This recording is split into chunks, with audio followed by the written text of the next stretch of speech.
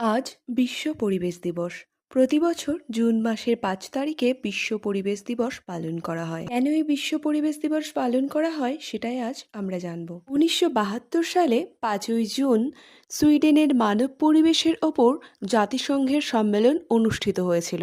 এই দিনটি স্মরণীয় করে তোলার জন্য ১৯৭৩ সাল থেকে প্রতি বছরই ৫ই জুন বিশ্ব পরিবেশ দিবস পালন করা হয়ে থাকে। আর এবছর মানে ২০২৪ সালের বিশ্ব পরিবেশের থিম হল ভূমি পুনরুদ্ধার, মরুকরণ এবং খরা প্রতিরোধ।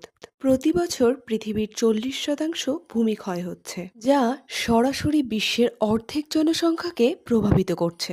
২০০০ সাল থেকে এ পর্যন্ত পৃথিবীর খরাপ্রবণ জমির এলাকা বেড়েছে ২৯% এবং যা ২০৫০ সালের মধ্যে কিন্তু ৩/৪ বেশি বেড়ে যেতে পারে।